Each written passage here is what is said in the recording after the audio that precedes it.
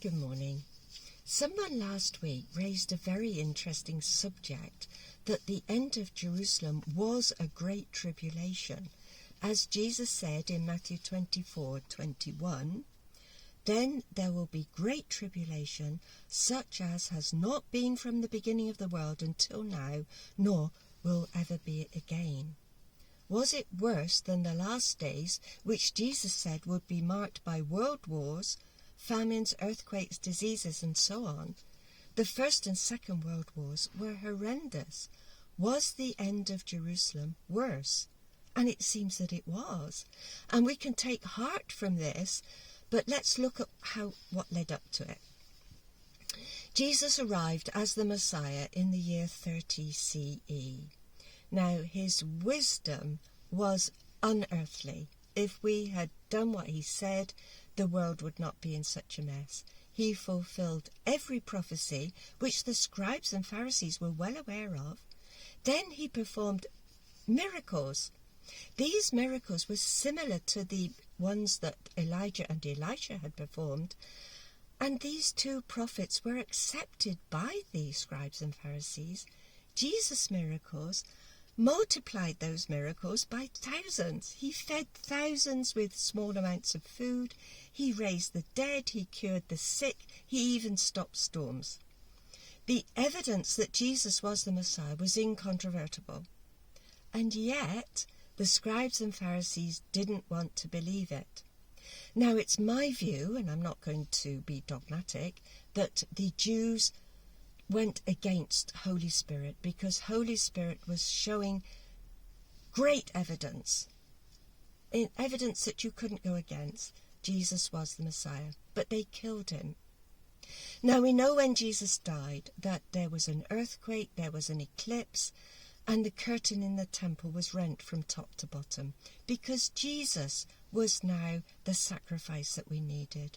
The Jews didn't accept it, despite the fact that the curtain had rendered the most holy not holy anymore, and they carried on with their old worship of sacrifices and so on.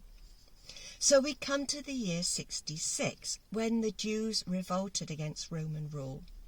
The problem was that they weren't united. There were three very severe factions fighting each other, but all wanting against the Romans.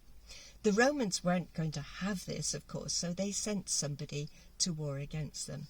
Now, this Roman official, very high official, needed money, so he broke into the Temple Mount and stole the treasury.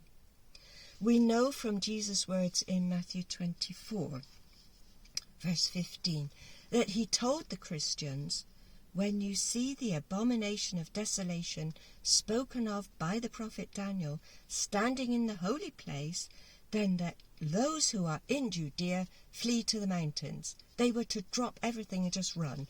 This was the year 66. Now, whether this stealing of the treasury was the sign, but all being well, the Jewish Christians would flee straight away, because they had to go then, or it would have been much harder to go. They went to a town in the mountains on the eastern side of the Jordan, Pella. Now, that was a wise move, because the Romans were going to come and conquer from Galilee southwards. So, Vespasian was sent by the Romans to quell the Jewish rebellion, but his tactics were actually quite clever. He decided that he'd let the Jewish factions, all three of them, fight each other, weaken their own defences, and then that would be an easy thing for them. But it turned out that it wasn't that easy, so Titus came along in the year 69, and towards the spring of 70, then they were starting to build their defences, a siege against Jerusalem. But at this time, pilgrims who were still celebrating the Passover, which they shouldn't have done, because the Passover was now Jesus Christ, they were pouring into Jerusalem in their thousands. The situation in Jerusalem was horrendous. Famines, one faction burnt food of the other faction in order to make life difficult. They were crazy, for want of better words. Now, I can't say too much about the end of Jerusalem because this is YouTube, but I've left a couple of links below and you can read about it. And the intensity, although not the numbers, was tremendous. Now, the Great Tribulation, does that mean that we're not going to have a Great Tribulation in our day? No, it doesn't. And I'll read to you from Daniel chapter 12 and verse 1. Because at the last days Michael will stand up, and there shall be a time of trouble, a time of distress, unlike anything before. Now, this was a different sort of distress from the tribulation of the end of Jerusalem. And then we have the Great Tribulation of Revelation 7. It's great because it's worldwide. The 4 horsemen of the apocalypse were riding symbolically through the whole earth with wars, famines, and so on. Horrendous. It was great in that it was wider than the end of Jerusalem. Now, what made the end of Jerusalem so bad was that nobody survived. If you did survive with your life, you were then made a slave, and that was worse than what went before. The Great Tribulation of Revelation is survivable.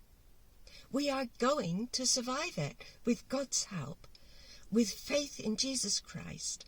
This is a wonderful, heartening thing for us to know. It's going to be bad, or as you know, in my view, the tribulation has already started. It is bad, but it's survivable. So as Jesus said, when we see these things happening, the natural disasters, the floods, the droughts, the lack of food, and so on, lift your heads up, because your salvation is very near.